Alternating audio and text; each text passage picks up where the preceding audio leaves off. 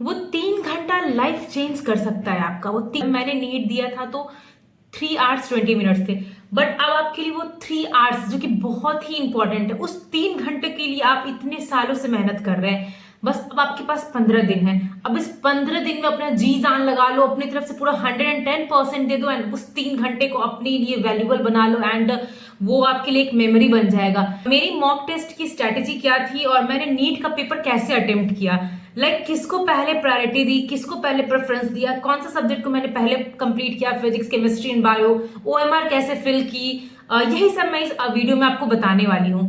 तो hello everyone, I am Saumya Suman, currently a third year MBBS student at Patna medical college Bihar. मेरी NEET जब थी तो उसमें बायो बहुत लेंदी हो गया, बट जब को बायो में 1 hour से ज्यादा टाइम लग रहा है तो कुछ टेंशन की बात हो जाती है। क्योंकि आपके पास 3 घंटे का पेपर है एंड उसमें आपको ओएमआर भी फिल करना है एंड केमिस्ट्री भी करना है, फिजिक्स भी करना है, बायो एंड आपके बायो में 1 घंटा लग गया। तो यही मैं बताऊंगी कि मैंने उसे कैसे कॉप अप किया and what was my strategy to attempt a NEET paper. तो मैंने किसे प्रायोरिटी दी, देखो बहुत सारे सबका अलग होता है, कि सब आप पे डिपेंड करता है कि आपके लिए क्या सही है। मैंने पर्सनली स्टार्ट किया था बायो से, बिकॉज मुझे बायो थोड़ा सा ईज लगता था, ताकि मेरे पास एक कॉन्फिडेंस बूस्ट हो कि उसको कंप्लीट करने के बाद अच्छा मैंने एक सेक्शन तो कंप्लीट किया। अदरवाइज मैं अगर फिजिक्स से स्टार्ट करती थी, मैंने मॉक टेस्ट में वो भी किया था, फिजिक्स में स्टार्ट करती थी तो मैं स्टार्टिंग में ही बहुत डीमोटिवेटेड हो जाती थी, फिजिक्स ही सॉल्व नहीं करे। जब फर्स्ट गो जाती थी तो उसमें लगता था इतने सारे क्वेश्चन नहीं सॉल्व हो रहे, अब क्या होगा, फिजिक्स के क्वेश्चन नहीं सॉल्व हो रहे, केमिस्ट्री कैसे होगा, बायो कैसे होगा। वो एग्जाम पेपर देने वक्त ही उतनी सारी डर लगने लगती थी, इसलिए मैं फिजिक्स से स्टार्ट नहीं करती थी। बहुत सारे मॉक टेस्ट में मैंने प्रायोरिटी दी थी बायो को, इसलिए मुझे बायो स्टार्ट करना बहुत ही ईजी लगा, इसलिए मैं नीट के पेपर में बायो से स्टार्ट किया। But by my luck was that कि बायो में इतना सोचती थी कि बायो आसान होगा, बट मेरे टाइम इतनी लेंदी पेपर हो गई थी, इतनी लेंदी पेपर हो गई थी, स्टेटमेंट पर मैंने फर्स्ट गो में, जब मैंने बॉटनी बनाया तो मेरे फर्स्ट गो में से 15 क्वेश्चन सॉल्व हुए थे, 15 से 18 क्वेश्चन ही मेरे से सॉल्व हो पाए थे। जूलॉजी भी नहीं हो रहे हैं, फर्स्ट गो में हो ही नहीं पा रहे। फिर मैंने सेकंड गो लिया, सेकंड रिव्यू लिया, सेकेंड रूम में उसमें से फिल्ड कुछ क्वेश्चन उसमें से सॉल्व हुए। 3 कंप्लीट करने के बाद मेरे क्वेश्चन सॉल्व हुए। एट लास्ट मुझे 1 घंटे से ज्यादा टाइम लग गया था बायो कंप्लीट करने में, बट उस बाद फिर ओएमआर फिल करना है। तो मेरी strategy bio, chemistry and physics. सबसे पहले मैं बायो से जाती थी, फिर केमिस्ट्री एंड फिजिक्स। और जब मेरे 1 घंटे से ज्यादा टाइम लग गया तो मुझे लगने लगा कि अब फिजिक्स मेरे से नहीं होगा, केमिस्ट्री फिजिक्स तो ऐसे ही बहुत 1 hour हमको चाहिए सॉल्व करने के लिए, तो मैंने फिजिक्स मेरे से सॉल्व नहीं होंगे तो मेरा कैसे स्कोर आएंगे। मेरी ये स्ट्रेटेजी थी कि मैंने एक सेक्शन कंप्लीट किया तो मैं उसके ओएमआर को फिल कर लूंगी।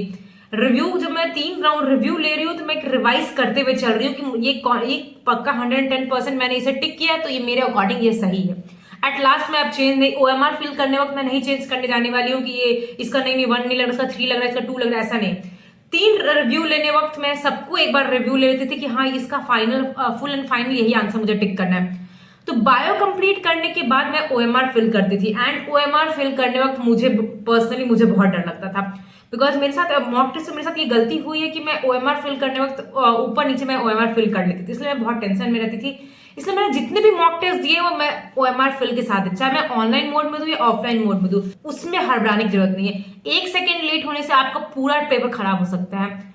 1 सेकेंड आप बहुत ज्यादा जल्दी कर रहे हैं, बहुत हरी अप कर रहे हैं, उसकी वजह से आपका पूरा पेपर खराब हो जाएगा। आपने बहुत अच्छा सॉल्व किया, आपके 680 नंबर भी आ रहे हैं, बट आपने ओएमआर गलत फिल कर लिया, उससे आपका पूरा जितना मेहनत है सब बेकार चला जाएगा। ओएमआर फिल करने के बाद मैं केमिस्ट्री में गई। Chemistry was like on an average था मेरे लिए कि हाँ बायो से थोड़ा इजी ही लगा मुझे। फिर केमिस्ट्री में मेरी यही थी कि एक रिव्यू लिया, जो क्वेश्चन आ रहे सॉल्व करते जाओ एंड बट 1-2 चैप्टर के क्वेश्चन थे जिसमें स्टेटमेंट बेस्ड क्वेश्चन पूछे गए थे, वो मैंने छोड़ दिया, बिकॉज उसमें 3-4 स्टेटमेंट ऐसे थे कि मुझे याद नहीं आ रहा था। वो एनसीईआरटी से ही पूछे गए थे, मैंने एनसीईआरटी पढ़ा बट तो भी मुझे एनसीईआरटी मुझे याद नहीं आ रहा था, इसलिए मैंने उस क्वेश्चन को छोड़ दिया। बाकी न्यूमेरिकल्स वाले सारे मैंने सॉल्व कर लिए थे एंड जो इनऑर्गेनिक वाले क्वेश्चन थे वही मैंने छोड़े थे। अगर मेरे से फिजिक्स सॉल्व नहीं हुए तो, क्योंकि फिजिक्स वाज सबके लिए फिजिक्स टफ होता है एंड मेरे जैसा नीट एस्पिरेंट जिसके फिजिक्स में पहले से भी पहले बहुत कम नंबर आए हों और जो फिजिक्स की वजह से ही जिसका सिलेक्शन नहीं हुआ है, वो बच्चा अब नीट में बैठ के सोच रहा है कि मैंने फिजिक्स अटेम्प्ट, मेरे पास अब 45 से 50 मिनट ही बाकी है, मैंने फिजिक्स नहीं सॉल्व किया है एंड फिजिक्स सबको पता है कि बहुत लेंदी पेपर होता है, तो उसको कैसे करना है। Then I come to physics part and I was like very the physics paper.